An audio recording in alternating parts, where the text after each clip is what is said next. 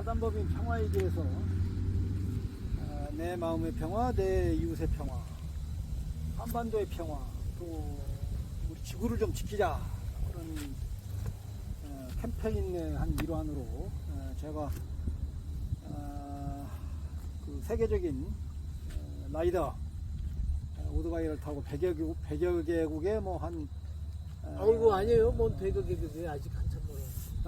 목표로 만 시간 정도 뭐 이렇게 이상 여기저기를 다니면서 이렇게 오토바이를 타고 다니셔서 세계적으로 명성님 찾아가시는데, 이번에 가이드를 받아서 제가 오토바이도 좀 배우고 호주의 아웃백 뭐 모든 그 세계의 오토바이를 좀 타는 분들이 호주의 아웃백을 다 경험하고 있는데, 이것을 잘 경험하면 평화의 길이 좀 되지 않을까. 그래서 프로젝트를 만들어서 한 20여 일 정도를 아웃백을 좀 이렇게 오토바이를 타고 한번 제가 어드벤처 모험을 좀 한번 해보고자 이렇게 왔는데, 간단하게 그 호주 아웃백에 대해서 좀 설명을 좀 해주시죠. 왜 그 세계인들이 이 호주의 아웃백을 이렇게 심슨 사막이라든가 이런 데를 이렇게 오토바이를 타고 여행을 하는지. 호주가 대륙 자체가 굉장히 특별해가지고, 이 호주는 아시다시피 이 해안선을 따라서 외곽지대로만 사람이 살고 있어요. 그래서 외곽지대에서 한 500km만 안쪽으로 들어가면 이제 준사막 지역이 나타나고, 그 안쪽으로 들어가면 완전히 이제 다양한 형태의 사막 지역이 있는데, 거기는 사람이 살아가기가 굉장히 힘든 그런 조건이거든요. 근데 도로 형태도 여러 가지가 있고, 여러 가지 다양한 형태가 있고, 그래서 오프로드를 타시는 분들 입장에서는 아주 그 오프로드의 천국이라고 할 수 있을 정도로 다양한 도로들이 있어요. 그래서 그리고 또 날씨도 덥고 사람도 없고 물도 없고 인터넷도 안 되고, 그래가지고 굉장히 경우에 따라서는 위험할 수도 있는 그런 지대이기 때문에 많은 사람들이 호주 아웃백을 여행을 해보고 싶어 하는 뭐 그런 경향이 있죠. 그런데 그 뭐 히말라야도 뭐 한 달씩 이렇게 다니시고, 또 뭐 70일. 70일. 한 달 가지고는 그 입구까지 못 가고. 그 다음에 뭐 러시아 쪽도 뭐 다니시고, 뭐 세계 여러 군데를 다녔는데, 예. 그 중에 가장 어려운 데가 이게 이 호주입니까? 글쎄 뭐 어렵다고, 제가 뭐 남들처럼 엔듀로 라이더를 하는 게 아니기 때문에 그냥 오토바이 타고 배낭여행 다닌다는 그런 개념이니까, 그 선수들처럼 뭐 그렇게 해요. 뭐 루마니악스라든가 아니면은 뭐 하드 엔듀로라든가 그런 식으로 타는 게 아니니까, 기껏해야 비포장 도로라든가 뭐 이런 걸 타고 조금 오지들 리모트 에어리어 가는 정도니까 글쎄 뭐 위험하다고는 생각하지 않아요. 왜냐하면 다 사람들이 다니는 데니까. 근데 드물기는 해도. 이론은 뭐 말은 그렇게 하지만, 네. 그냥 뭐 비가 와도 다니고, 그렇게 50도가 돼도 다니고, 네. 1년 내내 다니시잖아요. 다른 사람들은 감히 이렇게 안 다니는데. 1년 내내 다니지는 않고요. 몇 달 하고, 왜냐하면 한 서너 달 하고 나면 피곤해요. 피곤해가지고 계속 다녀도 재미가 없어요. 말하자면. 예? 너무 피곤하고 또 익숙해지고. 그래서 대개 보면 한 3개월에서 6개월 정도 여행하고 집에 가서 또 몇 달 쉬고 다음 여행을 준비했다가 또 가서 3개월 정도, 6개월, 3개월에서 6개월 정도 여행하고 이런 식으로 지금 여행합니다. 그러면은 그 호주에서 혹시 심슨 사막을 좀 가셔본 적 있어요? 저는 혼자, 물론 심슨 사막을 가는데 초보자들은 그 여행사를 따라가요. 물론 이제 여행사면 가이드가 있고, 또 이제 뒤에 백업 차량이 있어가지고, 백업 차량에는 고장이 났을 때 고쳐줄 수 있는 메케닉이 있고, 이 사람들이 짐을 전부 다 백업 차량에다 싣고 가요. 그러니까 자기들은 가볍게 오토바이만 갖고 가볍게 타고 가는 그런 형태로 하고, 그 다음에 조금 타는 사람들은 소그룹으로 몇 명씩 해서 소그룹으로 가는 사람들도 있고, 그러니까 제일 그래도 심슨 사막을 뭐라 그럴까요? 제대로 했다 그러면은 이제 솔로죠, 솔로. 서포트 없이. 하나도 지원을 안 받고 자기가 기름도 가져가야 되고 식량도 가져가야 되고 문제가 생겼을 때 해결할 수 있는 방법도 다 가지고 가야 되고 그래서 심슨 사막 건넜다고 해서 다 심슨 사막이 아니고 대부분 아마추어들은 여행사를 따라가요. 네? 그리고 그나마 조금 아마추어 중에 랜디로를 타는 친구가 한 서너 명 정도 소그룹해서 뒤에 백업 차량이나 아니면은 다른 차량에 지원을 받아서 다니고 진짜 선수급으로 하는 사람들은 솔로로 하죠. 제가 정확하게 기억은 못 하는데 그것도 누가 빠르게 그 심슨 사막을 횡단을 하느냐. 그 다음에 심슨 사막을 건너는 길도 여러 가지 루트가 있는데 제일 쉬운 게 프렌치 라인이라고 그래요. 최단 거리 한 400km 정도 되는데 마운트 에덴에서 버즈빌까지 가는 게 한 400km 조금 더 된다고 해요. 그래서 일반적으로는 이제 그게 제일 잘 알려져 있죠. 그 호주에서 우리 교민들도 많고 네. 근데 유일하게 지금 오토바이로 지금 이 말년에 지금 이렇게 하시는 이유가 있어요? 제가 오토바이 뭐 여행한 거는 꽤 오래됐어요. 근데 그 전에 여행을 좋아해서 뭐 가족 배낭여행도 여러 군데 갔었고, 그 다음에 혼자 솔로로 배낭여행도 여러 군데 갔었고. 근데 이제 나이가 먹어가면서 배낭여행이 힘들어지고, 뒤에 100m 앞에 뭐 한 30m 들고 그 여름날 더운데 버스 타고 기차 타고 걸어서 배낭여행을 다니는 게 힘이 들더라고요. 그러던 중에 우연히 이제 영국 친구를 만났는데 영구에서 인도 뭄바이까지 오토바이를 타고 왔대요. 그래서 그걸 보고 그러면 배낭을 오토바이에다 싣고 여행을 다니면 좋겠다 하는 생각이 들었죠. 왜냐하면 배낭여행은 공중 교통을 이용해서 이동하는 게 전체의 절반 정도가 돼요. 그러니까 100일을 여행했다 그러면 50일은 길에서 이동하는 데다 사용된다고 보면 돼요.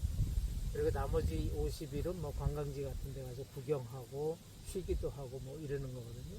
근데 오토바이 여행을 하면 그 이동하는 50일이 여행의 일부가 되는 거죠.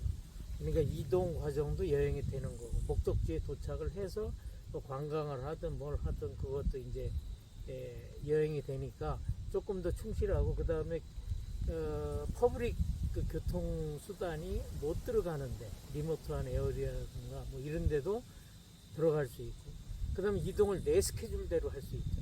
예를 기차를 몇 시에 타야 된다든가 기차를 타고 어디까지 가야 된다든가, 그게 아니고 내가 원하는 시간에 또 갈 수 있고, 또 가다가 언제든지 내가 원하면 쓸 수도 있고 갈 수도 있고, 그래서 유리한 점이 많이 있죠. 근데 이제 불리한 점도 있어요. 왜냐 혼자 여행하는 것도 힘든데 말 못하는 기계를 가지고 여행을 해야 되기 때문에 위험도 있고, 그 다음에 예를 들어 기계를 잘 다룰 줄 알아야 되고, 고장이 나면 또 고칠 줄도 알아야 되고, 또 비용도 기계에 들어가는 비용이 있고 사람이 들어가는 비용이 있으니까 보통 한 2배 정도, 일반 배낭여행이 한 2배 정도 들더라고요. 그러니까 장단점은 좀 있어요. 근데 호주의 이 아웃백, 미 개척지라고 그러는데 이런 데는 사람이 살지 않는 곳이라 가솔린도 공급을 받아야 되고, 또 먹는 것도 또 어디서 잘 먹어야 되고, 또 아프면은 치료도 해야 되고, 사고 나면은 사고 그 대책에 대해서 그렇죠. 그 생각도 좀 해야 되는데 여기에 이렇게 가다 보면은 이 험난한 그런 여정인데 그런 것도 어떻게 또 생각하고 또 합니까? 근데 일단 호주 아웃백이 어려운 거는 첫째 정보가 없어요. 호주 아웃백이라는 게 어떻게 생겨먹었는지, 도로는 어떻게 돼 있고, 거기에 뭐 여러 가지 부대 시설이나 이런 건 또 어떻게, 그런 정보가 일반적으로 많지 않아요. 그리고 또 호주 아웃백을 가는 사람도 별로 없고, 또 호주 사람들도 호주 아웃백을 가본 사람이 많지 않다고 그러더라고요. 그래서 왜 그러냐고 물어봤더니 첫째 너무 환경이 열악해요. 너무 덥고, 그 다음에 도로도 잘 안 돼 있고, 그 다음에 부대 시설도 없고, 인터넷도 안 되고, 그러니까 불편하죠. 그래서 불편함을 감수하면서 그런 여행을 하는 사람은 어드벤처 여행을 좋아하는 사람이에요. 사륜구동으로 한다든가 아니면은 캐러반이나 그 다음에 캠핑카라든가 이런 걸 가지고 이제 다니는 그런 거 모험심이 있는 사람들이 다니는데 또 비용이 많이 들어요. 보통 관광지나 보통 있는 것보다 여기는 이제 물류 비용도 많이 들고 그 다음에 그걸 팔 수 있는 기회 비용도 없고 그러기 때문에 가령 예를 들면 물이 이런 게 한 슈퍼에서 싼 거는 1불에서 2불 하는데 아웃백에 들어가면 1불짜리가 5불에서 6불에 5배에서 6배. 그러니까 비용이 많이 들고 그 다음에 문제가 생겼을 때 도움을 받을 곳이 없어요. 사람이 거의 지나다니지 않기 때문에 제가 갔을 때는 관광철이 아니고 너무 덥고 그래서 하루에 지나다니는 차가 뭐 한 두세 대? 많아야 한 대여섯 대? 이 정도로 만난 거예요. 근데 만나도 서로 스쳐 지나가는 거지 만나서 뭐 서로 인사를 하고 서서 뭐 정보를 주고받고 이러진 않아요. 왜냐하면 서로가 서로를 모르니까 위험하니까. 그래서 정보가 부족하다는 게 모르니까 일단은 그게 좀 위험 요인이고 그 다음에 통신이 안 되니까 인공위성을 연결해서 바깥으로 연결할 때 새틀라이트 위성 전화라든가 새틀라이트 문자 그러니까 미니 리치 같은 거 해가지고 SOS 사고가 났을 때 그 버튼을 누르면은 구조 신호를 보낼 수 있고 그 구조 신호를 위치를 추적해가지고 이제 구조대가 오는 거예요. 헬리콥터가 온다든가 아니면 뭐 가까운 데서 앰뷸런스가 온다든가 구조대가 온다든가 그러니까 그런 준비가 돼 있어야 돼요. 그러니까 호주 아웃백 여행을 하려면 그런 게 좀 필수적이고 일단 정보가 없으니 정보를 많이 알아야 돼요. 일단 그 다음에 그거에 대한 이제 대비가 있어야 되고 그 다음에 다양한 형태의 오프로드가 있기 때문에 그 오프로드도 기본적으로 어느 정도는 좀 탈 줄 알아야 되고 그래서 그런 것 같아요. 뭐 특별히 어렵다는 것보다도 일단 잘 모르니까. 네, 우리나라에서는 뭐 대부분 그 아스팔트 길로 다 돼 있어서 예. 그 미국에서 만들어지는 뭐 할리 데이비슨이나 또 BMW나 이런 걸 이렇게 많이 길거리에서 타고 다니는데 예. 여기 와 보니까 전부 다 그 비포장도로 다니는 네. TV에서 보던 무슨 선수들이 타는 그런 오토바이를 타고 네. 이렇게 여행하는 사람들이 많이 있는데 그러면 중간중간에 기름을 공급받고 네. 또 뭐 먹을 것을 좀 먹고 잠을 자야 되는 거 아니겠습니까? 근데 호주 아웃백이 이제 광범위하게 생각을 하면 이제 해안선에서 한 500에서 1000km 정도 들어가면 거기서부터 준 아웃백이라고 하는데 진짜 아웃백은 앨리스 스프링을 중심으로 해가지고 거기서부터 이제 서쪽이 아직도 미개척지가 많고 앨리스 스프링에서 한 오른쪽으로 동쪽으로 시드니 쪽으로 한 1000km 정도까지도 이제 아웃백이라고 그래요. 근데 거기에 가면 기본적으로 뭐라 그럴까 목장들이 있어요. 그러니까 소를 기르는 목장인데 우리처럼 사료를 먹이고 풀을 먹이고 하는 게 아니라 거의 방목을 하는 거예요. 근데 목장의 사이즈가 길이로 몇십 미터 한 목장이 이렇게 도로가 몇십 미터가 몇십 킬로 뭐 몇백 킬로가 한 목장이에요. 그러니까 아웃백은 목장과 목장을 이어놓은 그런 길이라고 생각하면 돼요. 그러니까 옛날에 가축을 길러서 외부로 이제 반출을 해야 되는데 그때 사용하던 도로들 그런 도로들이 연결돼 가지고 지금 국도가 되고 지방도가 되고 지금도 개인 도로가 많아요. 아웃백에 그냥 목장길을 통과를 하는 거죠. 근데 기본적으로는 목장과 목장을 이어주는 건데 보통 200km에서 300km에 주유소가 한 군데 지금 있어요. 우리나라처럼 큰 주유소가 아니라 재래식으로 하는 그 펌프기가 뭐 한 대에서 두 대 그 정도 펌프기가 있고, 그 다음에 이제 간단하게 음식 먹을 수 있는. 근데 거기는 워낙 보관을 할 수가 없기 때문에 거의 다 냉동식품이에요. 그러니까 감자칩이라든가 아니면 치킨이라든가 뭐 이런 거라든가 아니면 마른 거라든가 아니면 물 뭐 요 정도밖에 없고, 그 다음에 거기서 이제 샤워장이 있고 화장실이 있고, 그다음 에어컨이 있는 뭐 컨테이너에 에어컨 틀어주고 그걸 이제 방으로 제공하는 숙소도 있고, 또 그 옆에 텐트도 칠 수 있고, 숙박을 할 수 있는 것도 있고, 간단하게 먹을 것도 있고, 주유소도 있고, 뭐 그 정도로 해서 스테이션이 있어요. 그 펌프 스테이션이 거기 한 200에서 300km 정도만 하나가 있죠. 그리고 그 중간에는 마을이 전혀 없어요. 에버리지 마을이 있기는 하는데 메인 도로에서 떨어져 있기 때문에 관광객들은 거의 뭐 방문을 안 하고, 또 대부분 그런 곳을 방문하려면 퍼밋을 받아야 돼요. 허가를 받아야 돼요. 호주 원주민. 네, 호주 원주민이죠. 근데 그것도 절차가 또 잘 모르고, 그래가지고 그러니까 뭐 아웃백 여행은 그 200에서 300km에 하나씩 있는 그 펌프 스테이션, 주유소를 중심으로 해서 이루어진다고 합니다. 근데 문제는 뭐 전기가 갑자기 끊어진다든가 아니면 펌프기가 고장이 난다든가 그러면은 한 400에서 한 500km를 가야 되는 거예요. 한 군데에서 주유를 못 하기 때문에.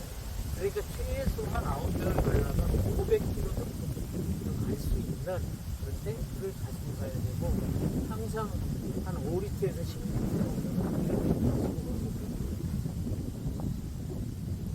그러면 가다가 네. 가끔씩은 이렇게 캠핑도 해야 될 때가 있는 거 아니겠어요?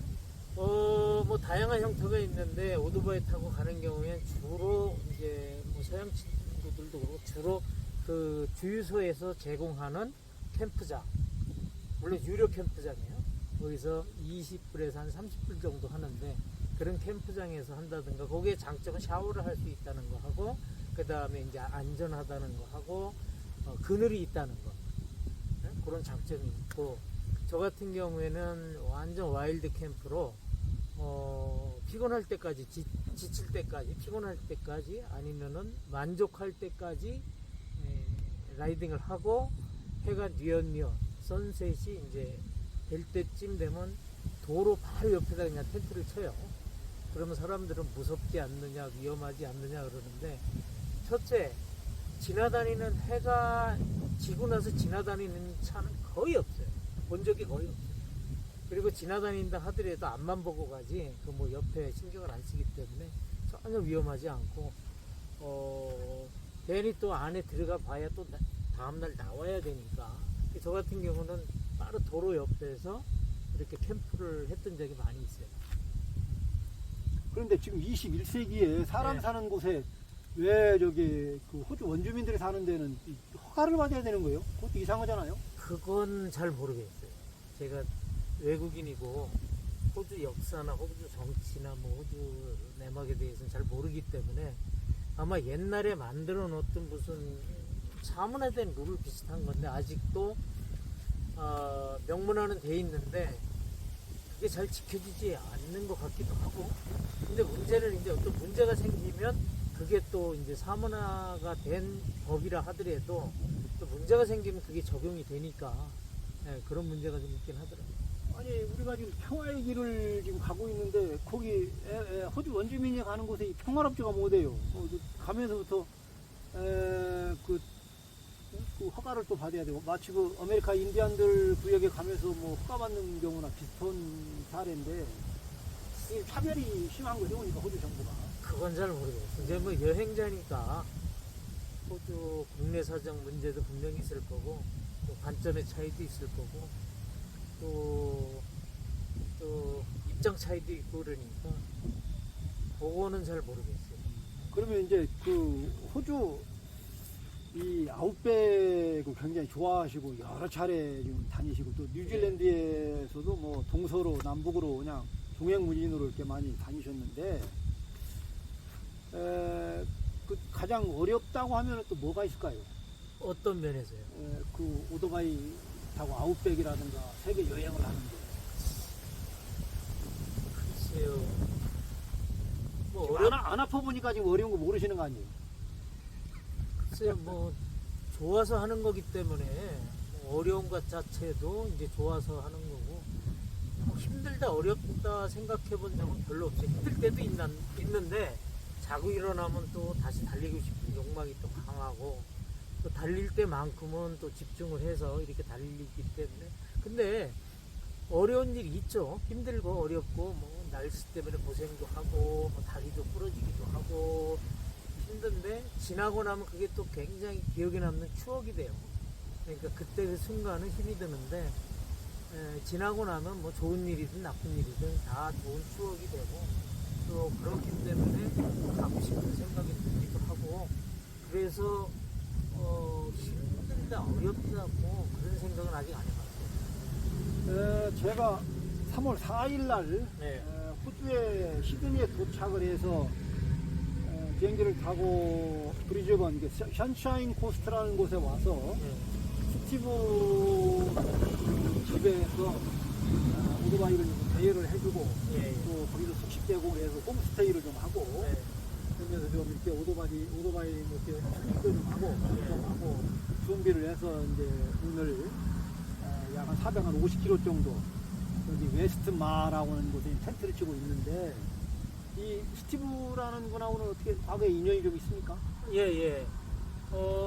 이 친구를 만나게 된 거는 제가 이제 호주 오토바이 여행을 하면서, 호주 페이스북에다가 이제 포스팅을 했는데, 그 포스팅을 실시간으로 했어요. 말하자면 매일 끝나고 나면 그날 무슨 일이 있었나를 제가 이제 사진과 같이 이렇게 올렸는데, 제가 영어를 원주민처럼 잘 못하기 때문에 그러니까 말로 갖고는 어떻게 뭐 그 친구들한테 이렇게 제 생각이나 감동이라를 전해줄 수 없더라고요. 그래서 사진으로 내가 하고 싶은 얘기를 하자. 그래서 포토 에세이를 했죠. 그래서 사진 위주로 그러니까 영어 말은 짧게 하고 사진으로, 다른 사람들은 안 찍는 사진들.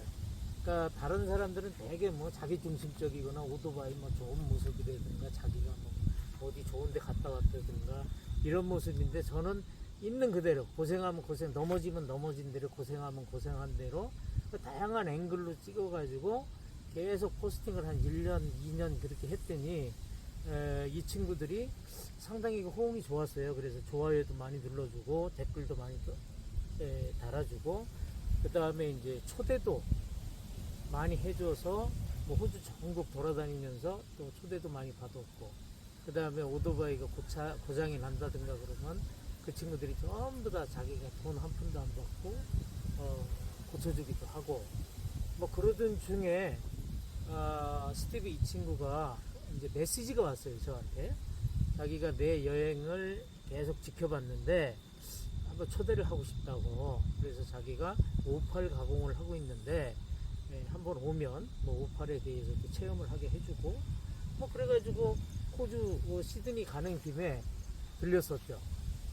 한 몇 달 전인가? 또 들렸는데 상당히 그 나이가 우리 저 큰형하고 동갑인데 그냥 뭐라 그럴까요? 그냥 서글서글하고 편하더라고요. 그래서 3일 동안 같이 있으면서 뭐 이런저런 얘기하고 그랬는데, 이 친구가 자기가 불교에 관심이 있다는 거예요. 그래서 무슨 얘기냐 그랬더니, 자기가 여러 가지 종교를 믿어보고 공부를 했는데 뭐 확실하게 자기 문제를 그러니까 마음의 안식을 못 찾은 거예요. 뭐 일부는 찾았겠지만, 그러다 보다 이제 뭐 불교에 대해서 알게 되고, 그래서 공부를 좀 하게 되고, 그래서 불교에 대한 얘기를 조금 하고 그랬었어요. 그래서 그러고 나서 이제 헤어졌다가 그 도정스님 오신다고 그래가지고 오토바이를 조금 싸게 빌릴 수 있는데, 렌탈할 수 있는 데가 있는가 좀 알아보려고 그 호주 클럽에 이제 좀 그런 오토바이를 한 대 렌트하려고 그러는데 좋은 조건에 렌트를 그런 회사 가게들이 있느냐 하고 물어봤더니 댓글들을 쭉 달았는데 몇몇 사람이 자기 거를 좀 뭐 자기 거 이용해도 된다, 아니면 뭐 자기 그 소모품 정도만 갈아주고 이용을 해라, 그렇게 얘기를 했는데 스티브 이 친구는 전혀 그런 거 없이 자기가 오토바이가 6대가 있는데 그 중에 한 대가 이제 DRZ 400. 제가 타고 있는 거 지금. 이게 요거예요. 스즈키 DRZ 400인데 자기는 DR650을 타고 요 한 대가 여유가 있으니까 이거를 그냥 쓰라고 그렇게 얘기를 하더라고. 그래서 그 조건이 뭐냐면 쓰는 대신에 자기가 불교에 관심이 있고 오토바이 여행도 뭐 나 같은 사람이랑 같이 해보고 싶으니까 자기 부부를 좀 데리고 며칠만 여행을 같이 해줘라 그러는 거예요. 그래서 뭐 나쁜 조건은 아니라서 그렇게 하기로 했는데 이 친구가 이제 더 이렇게 관심이 있어서 최종적으로는 부인은 며칠만 같이 여행을 하는 거고 같이 여행을 하고 이제 집으로 돌아가고, 스티브 이 친구는 도정 스님하고 저하고 이제 셋이서 이 전 일정을 다 마치는 걸로 지금 그렇게 얘기가 돼서 출발한 지 오늘 이제 첫째 날이 되는 거죠. 그 스티브를 홀렸지 않아요, 그러니까. 그런 건 아니에요. 홀리고 이런 건 아니고, 저를 한 2년 정도 지켜봤대요. 이 페이스북에서 2년 정도 지켜봐서, 하여간, 그래서 메시지를 보낸 거기 때문에, 그 초대받고 처음 갔는데 상당히 뭐 대우를 잘해주더라고. 뭘 좋은 걸 뭐 주고 뭐 이렇게 대우가 아니라 편안하게. 그리고 그래서 샌디가 이제 부인인데, 샌디도 오토바이를 14살 때부터 타가지고 65세니까 한 51년을 탄 거죠. 50년 정도를. 그러니까 오토바이 매니어고. 그러니까 같은 취미를 가지고 있는 사람으로서 자기들이 하지 못하는 그 장기 여행을 하는 사람이니까 자기들이 그런 얘기를 하더라고요. 자기 꿈을 대신 이루어지는 사람. 자기도 언젠가는 하고 싶은데 이제 여러 가지 또 해야 할 일도 있고 여러 가지 이제 사정이 있어서 못하니까 자기가 하는 것 같은 기분을 느끼면서 제가 하는 포스팅을 이렇게 계속 따라왔다고 그런 얘기를 하더라고요.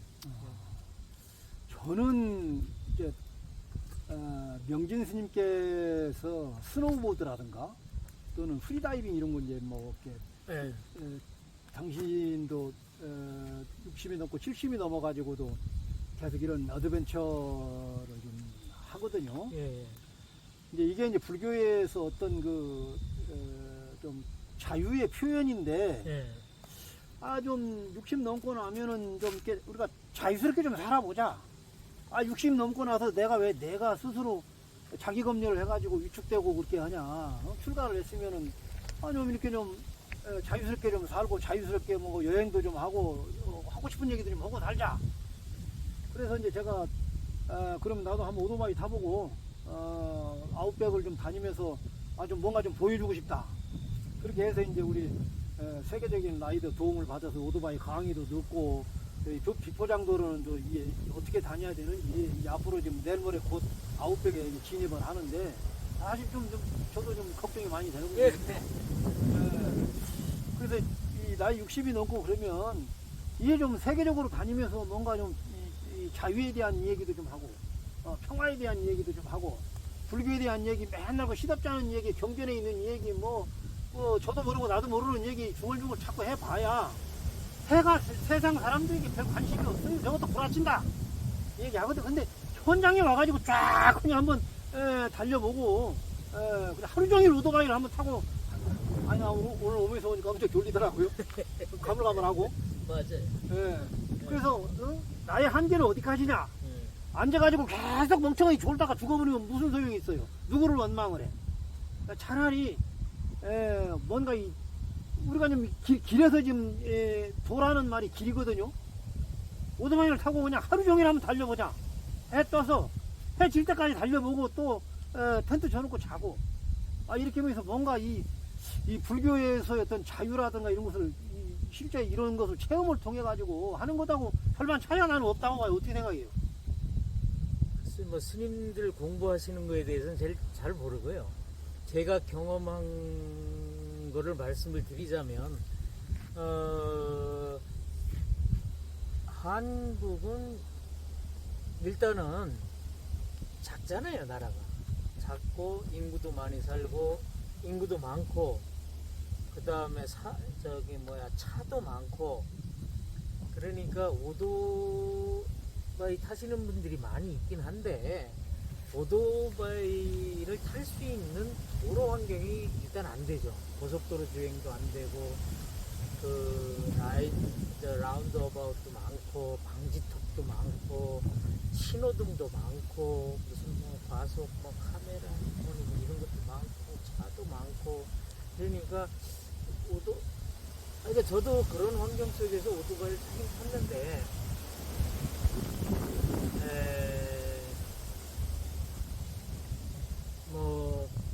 그러니까 호주 여기는 이 넓은데 한 3천만 정도가 살고 이 3천만이 거의 그 동부 해안선 쪽에 살고 동부 해안선에서 몇백 킬로만 들어오면 한 500킬로만 들어오면 거의 사람이 없어요. 그러니까 도로가 거의 다 일직선이고 그 다음에 지평선이죠. 지평선을 향해서 한 점으로 이렇게 만나는 그런 형태의 그냥 한두 끝도 없이 몇십 킬로 몇백 킬로를 가도 일직선인 그런 환경이기 때문에 그 다음에 방지턱이나 신호등이나 교통경찰이나 그런 게 전혀 없기 때문에 오토바이 타기는 아주 좋다. 그 다음에 도로 형태가 고속도로도 있고 지방도로도 있고 와인딩 할 수 있는 업앤다운 있는 길도 있고 그 다음에 사막도 있고 그다음 비포장길도 있고 그 다음에 빨래판이라고 그러죠. 콜라보레이션도 있고 도강하는 데도 있고 하여간 엄청나게 저기가 많아요. 그 도로 형태가.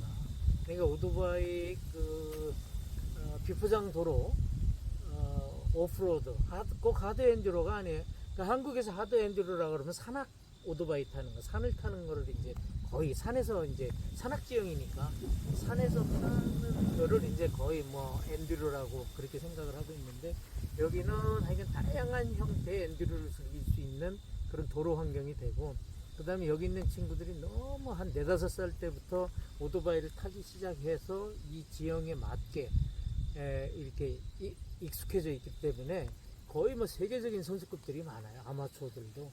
그러니까 그런 거를 또 배울 수도 있고. 그래서 하여간 오프로드 좋아하는 사람 입장에서는 굉장히 좋은 것 같고, 그 다음에 이 친구들이 너무 어렸을 때부터 취미로 이 오토바이를 한 평생을 했기 때문에 했던 친구라 한 7, 80대에서도 듀얼 스포츠나 이런 엔듀로 어떤 오토바이를 타는 친구들이 많아요. 그러니까 물론 이제 여러 가지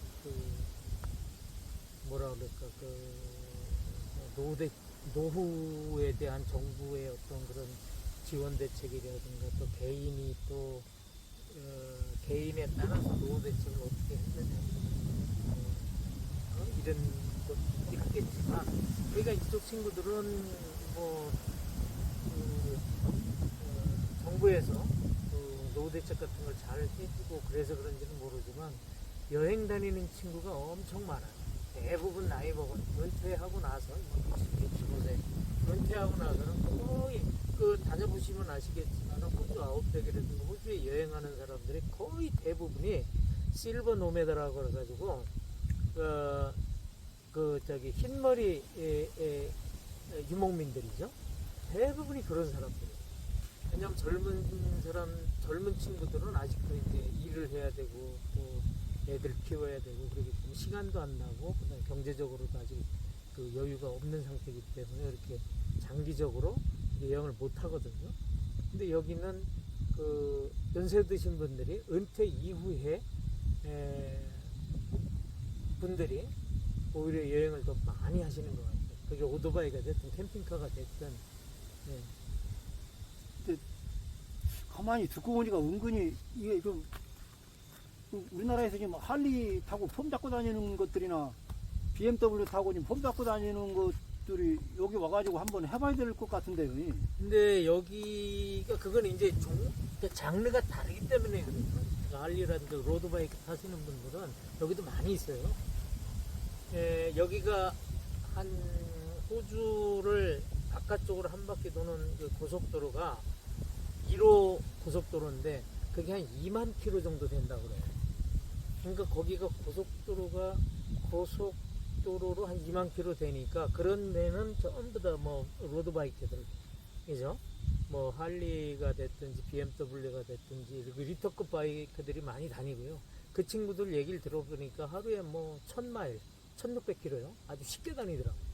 그 사람들은 한 150km 막 달리는 거 아니에요? 200km? 여기가 법정 속도가 NT라고 그러는 노던 테리토리 하고 서쪽이 130km 시속이요. 그 다음에 다른 곳은 대부분 110km인데 실제로 가보면 로컬돌은 조금 빠르게 달려요. 몇 킬로인지는 모르는데 하여간 130km면 130km로 정속 주행하면 다 지나가니까, 그러니까 그 패싱을 해버리니까 아마 조금 더 빨리 달리는 것 같아요. 그러니까 1000마일 하면은 1600km 정도 되거든요. 그러니까 뭐 조금 빨리 달려야. 아니 난 지금 이렇게 해보니까 우리 스님들이 나이 먹고 자꾸 위축되는데 네. 아이 그냥 이 면허증 따가지고 한 1년쯤 연습해가지고 그냥 호주 와가지고 죽어버려도 좋다. 그리고 하나 좀 도전을 좀 해야 되지 않아요? 제 생각은 제가 이제 될 수 있으면 저 혼자만, 제가 여기서 호주를 한 5만 킬로 정도 지금 여행을 했는데 여행을 해보니까 이걸 좀 딴 사람한테 보여줬으면 좋겠다. 이 호주의 아웃백이라는 게 진짜 아무리 뭐 설명을 해도 전달이 안 되는 그런 분위기이기 때문에 여기를 직접 다른 사람들이 와서 좀 아웃백을 보고 경험하고 느끼고 한 거를 가지고 자기 나름대로의 자기 것을 만들어서 또 다른 사람한테 알려주고 영향력을 행사하고 이랬으면 좋겠다. 왜냐하면 저는 개인이니까 여행을 해서 어떤 경험을 한 거를 저 혼자만 아는 거고, 이것이야 뭐 페이스북 패치를 몇 사람하고는 교류를 하고 있는 건데, 예를 들어서 사회적으로 이제 영향력이 있는 뭐 스님들이라든가, 제가 불자니까 스님들이라든가 아니면 뭐 시인이라든가 예술을 하시는 분들, 뭐 그림을 그리시는 분들, 아니면 뭐 음악을 하신다든가, 이런 분들이 이런 거를 여행을 하면서 어떤 영감을 얻어서 새로운 어떤 세계의 눈을 떠가지고 어떤 작품이라든가 아니면 자기 일에 이게 이입이 된다면 그걸 가지고 여러 사람한테 선의 어떤 영향력을 미칠 수가 있기 때문에, 그런 면에서 한번 경험해 볼 수 있는 그런 기회를 제공해 드렸으면 좋겠다 하는 생각을 제가 평소에 가지고 있었어요. 그 중에 이제 도정 스님이 첫 번째로 이제 실험은 아니지만 첫 번째로 같이 다니면서 이제 경험하신 게, 아웃백을 경험하시기 전에 도정 스님하고 아웃백을 경험하고 난 다음에 도정 스님하고 또 어떤 변화가 있을지 그것도 좀 재미가 있을 것 같고. 아웃백 하고 나면 이제 문둔자로 도망갈 것 같은데요? 그건 잘 모르겠어요. 하여간 기회가 되면은 네. 내년에라도 네. 내가 대여섯 명이라도 모집을 해가지고 이것들 좀 한번 훈련을 좀 해봐야 되겠다. 제가 그러니까 아웃백을 즐길 수 있는 여러 가지 저기가 있어요. 모두가 또 이제 오토바이를 탈 수 있는 것도 아니고, 그 다음에 오토바이를 또 좋아하는 것도 아니고, 그러니까 아웃백을 즐길 수 있는 방법은 뭐 다양하죠. 뭐 걸어서 하는 사람도 있고, 저는 낙타 6마리를 가지고 3년째 아웃백을 여행하는 사람을 만나게 됐어요. 호주 사람인데 그 친구는 낙타 6마리에 모든 장비를 갖추고 사막을 걸어서 3년째 여행하는 그런 친구를 만난 적도 있고, 그 다음에 자전거로 여행하는 사람도 있고, 오토바이로 여행하는 사람도 있고, 캠핑카, 캐러반, 뭐 여러 가지 형태로 아웃백은 즐길 수 있는 거니까 꼭 오토바이가 아니더라도 될 수 있으면 정말 스페셜한 한 곳이기 때문에 360도가 지평선이고 아무것도 없어요. 산도 없고 그러니까 평지에 살아있는 거는 아무것도 없어요. 아무것도 없다는 것보다 거의 없어요. 동물들도 없고 곤충들도 없고 거의 살아있는 게 없어요. 그러니까 우리가 관념적으로 생각하는 그 허공이라는 게 아웃백 가면 있어요. 눈에 보이는 게 다 허공이야. 제가 요트를 타고 예. 부산에서 이제 제주에서 부산까지 이렇게 가다가 느낀 건데, 어느 한 시인이 세상의 중심에 서서 뭐 이런저런 시를 꿀을 하나 읊었다고요. 예. 근데 내가 바다의 한 가운데 있는데 한 그런 원형에 내가 그 중심에 있더라고. 예. 그러니까 아웃백도 아마 가서 이렇게 있으면 온 우주가 은하수가 꽉 차 있고 그 그렇죠. 중심에 자기가 중심이다. 근데 예. 우리 불교에서 예.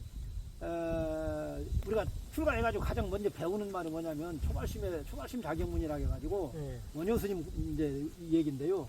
뭐 주인공아 청아언하라 그러거든요. 주인공 너가 응? 주인공이다. 내 말을 들어봐라. 그러면서 이제 시작을 하는데, 그러고 나서는 다 잊어버리고는 이제 세상의 중심에 자기가 서야 되는데 아웃사이드에 항상 있으면서 눈치만 보고 살다가 결국에 죽어버리고 마는 거죠. 죽을 때도 떳떳하게 죽지도 못해요. 그렇게 살다 보니까.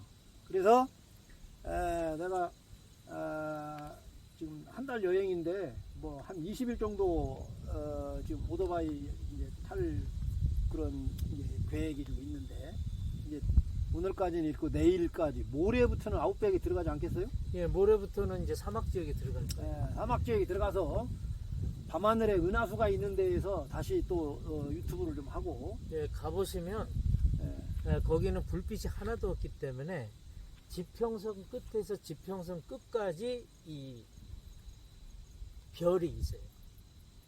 이 지평선 끝에서 지평선까지 별이 꽉 차 있고, 하늘 한가운데 이제 이 불을 끄면은 이제 보일 텐데, 이게 은하수가 이렇게 쫙 있습니다. 그리고 스님 말씀하신 대로 눈 머무는 곳은 아무것도 없어요. 눈 머무는 곳. 예. 그래서 아까 스님이 말씀하셨듯이 제가 이제 평소에 가지고 있는 게 뭐냐면, 가지고 있는 생각이 꼭 호주뿐만이 아니라 히말라야 한 4,000m, 5,000m 도로도 마찬가지인데, 오토바이 좋아하는 사람들이 있고, 그 다음에 오토바이를 못하는 사람은 찝차라든가 아니면 조금 더 편안하게 하려면 이제 캠핑카 같은 거. 그러니까 원정대를 꾸리는 거죠, 말하자면. 그래서 앞에 이제 오토바이 타는 사람이 길을 인도를 하고, 그다음 뒤에 이제 서포트 차량 겸 이제 뒤에 차량을 타고 이제 이동을 하고, 그 다음에 가서 보는 것만 하는 게 아니라 뭐 사진 작가들이라든가 뭐 사진 찍으시는 스님들도 많이 계시고 그러거든요. 사진을 찍는다든가 아니면 뭐 그걸 보고 그 기물로 또 연결할 수도 있고, 또 글로 또 연결할 수 있고, 그래서 그런 원정대를 꾸려서 이렇게 하면 그것도 또 재밌을 것 같아요. 캐러반처럼. 그래서 끝나고 나면은 하루 이동하고 나면 이렇게 큰 캠프석 같은 걸 만들어서 모닥불 가운데 놓고 또 하루 지난 얘기를 또 하면서 또 그렇게 할 수도 있고. 그래서 꼭 제가 생각에 오토바이가 아니더라도 어드벤처 좋아하시고 뭐 그러시는 분들하고 해서 좀 하나 소그룹이라도 해서 하면 그것도 또 특별할 것 같아요. 이게 사령구동 차는 또 그 나름대로 또 매력이 있는 거니까. 그러니까 평소에 안 해보던 거죠. 평소에 접해볼 수 없는 거. 그런 걸 통해서 또 새로운 안목이 생길 수도 있으니까 그런 거 해보면 재밌겠다 하는 생각들은 가요. 그렇다고 해서 제가 무슨 뭐 여행사를 한다든가 아니면 무슨 뭐 알겠습니다. 그걸로 그러면은 하는 건 아니니까. 뉴질랜드, 호주 뭐 이쪽에 있는 스님들 다 모아가지고 한번 조져보려고요. 그거는 그 도정 스님 목이니까. 내가 한번 조져보려고. 다 모이라고 언제 해야 되겠어요? 그러세요? 그래가지고 한번 다들 오토바이 지금부터 훈련해가지고 오토바이 타고 오토바이 못하면 사륜구동이라도 타고 해보라고. 네. 그 감옥살이 하면 안 돼요. 외국에 가면 다 감옥살이 하더라고. 누구 개미 색깔이 한 마리 얼씬 안 하고 하루 종일 멍청히 있다가 이게 답답해.